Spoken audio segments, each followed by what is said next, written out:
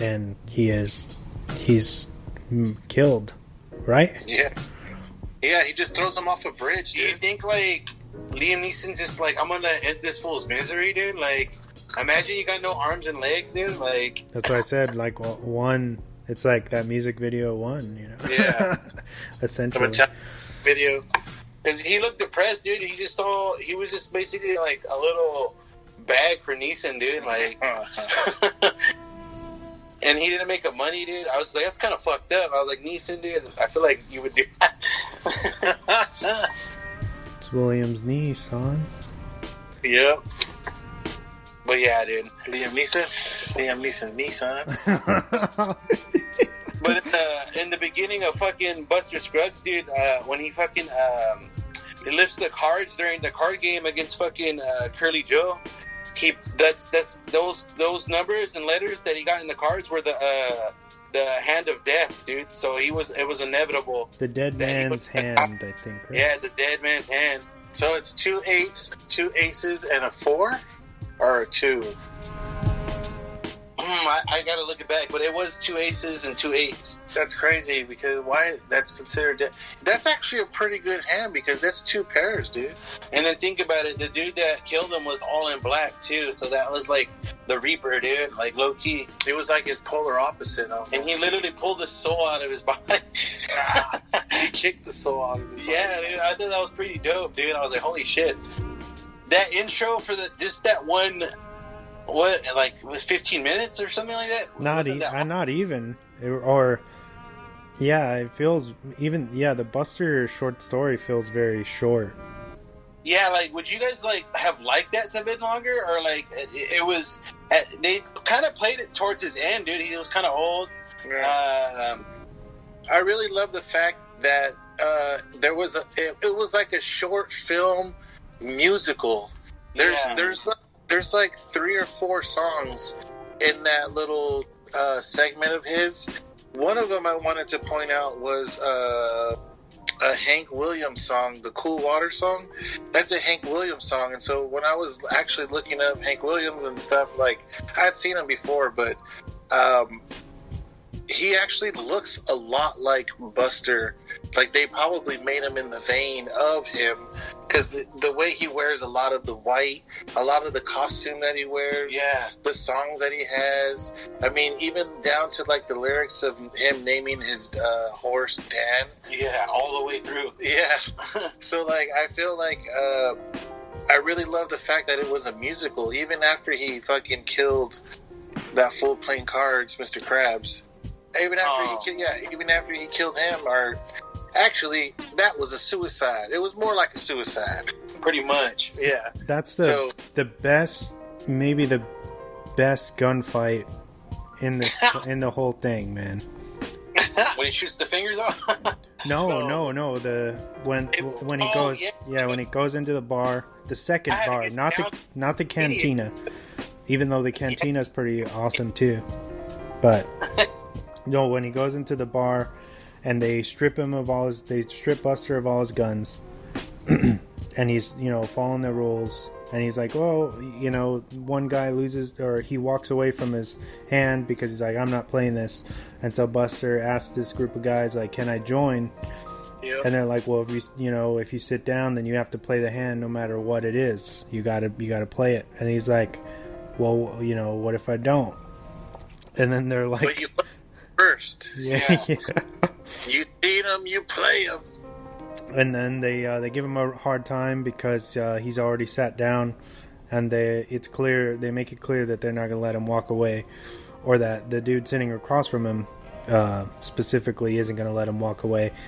And then he pulls out a pistol on him pretty much immediately, and then Buster, which when I saw this for the first time, it shocked me how brutal, because he kicks the table, so the wood like hits perfectly. You're driving the pistol up to the guy's face, and he fires on himself like maybe 3 or 4 times, and you see like the devastation, like and then he sits back. He like falls back in his chair perfectly, and then they break out into song. You know what we also pointed out too is it breaks the fourth wall throughout that whole short. He's like Bugs Bunny, dude. Like, he literally talks to you, turns around, looks into the camera, does a dirtbag smile. Like, it's pretty funny, dude. Like, and that's the only one that's really. Well, I guess each of these stories are seem to be like subgenres, different subgenres of westerns. You know. Yeah. Like this, really tongue in cheek. It was really cheeky, but at the same time, it was really gory as fuck too. Yeah, like when he walks into the cantina, and everybody turns around and looks at him, and then he like pats himself off and walks off, and there's like the cloud of dust, but it's like in the perfect shape of him. Amazing. That's Bugs Bunny right there. Literally, dude. Buster Bunny. They did like a live action Cartoon Network, dude. Like,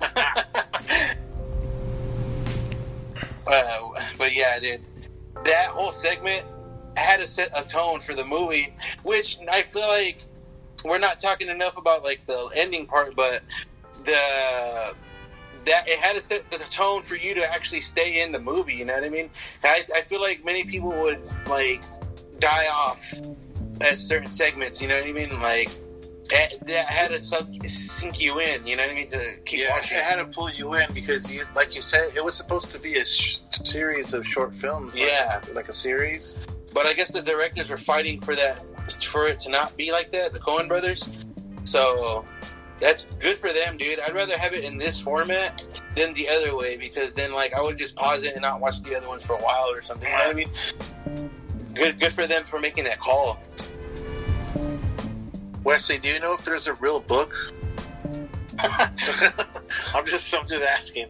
Well, I know a lot of these stories are based on actual stories of the American frontier, like books that were written.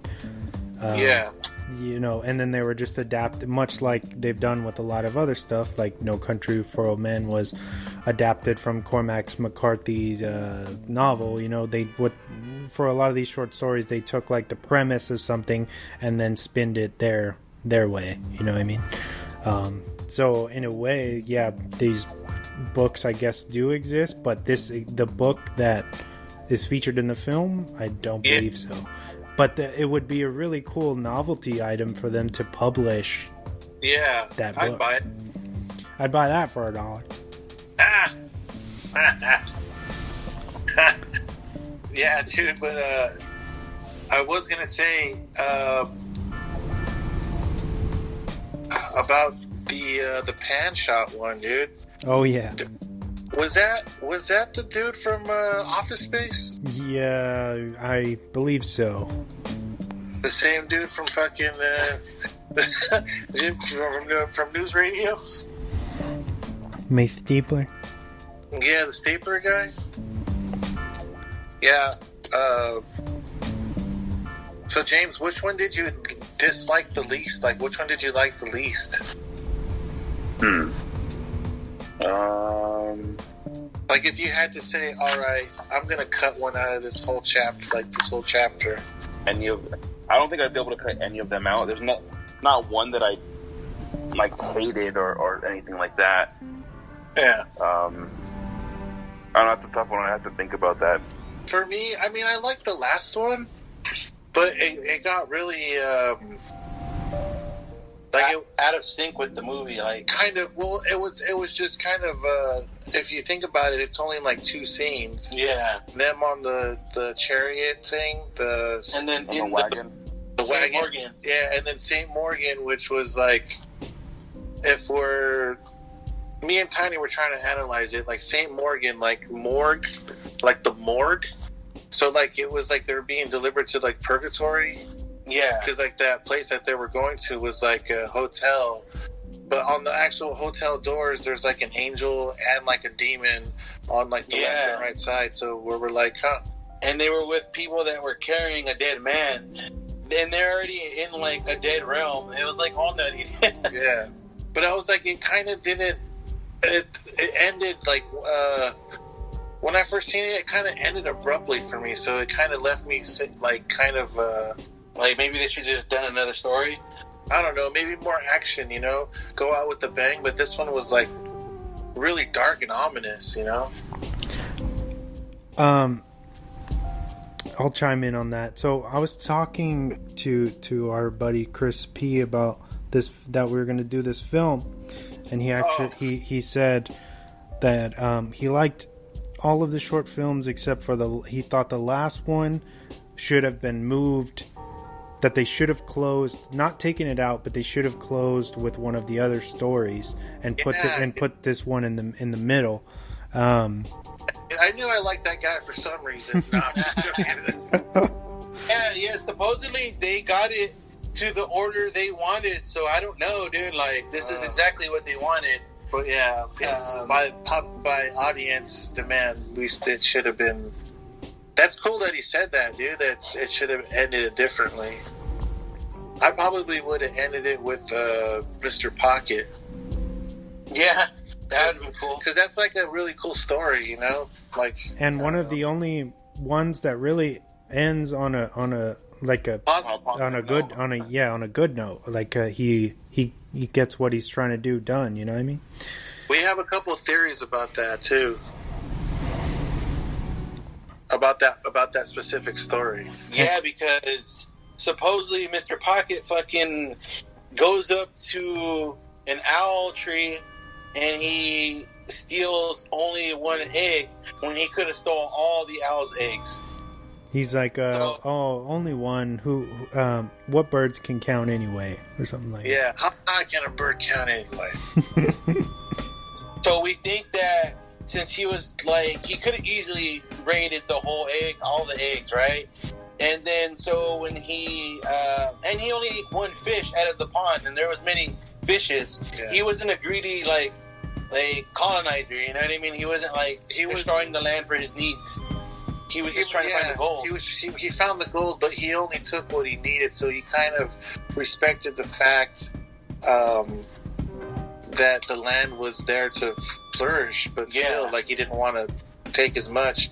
But we feel like him eating the owl egg and only eating one, because the owl is constantly throughout that whole little segment, like almost like taking his spirit and protecting him and making sure he's not going to die, because he respected the fact he only took one egg. Especially after he shoots him, you see the owl like fly by and it calls and it distracts the kid that shot him. Yeah, and he stares at it for a long time, and like then it goes into the kid rolling a little J for himself, and then he somehow the bullet went through. I guess we shouldn't say somehow. Maybe it was luck, but maybe it was the spirit of the owl. That's our theory. Do you think the spirit of the owl like protected him?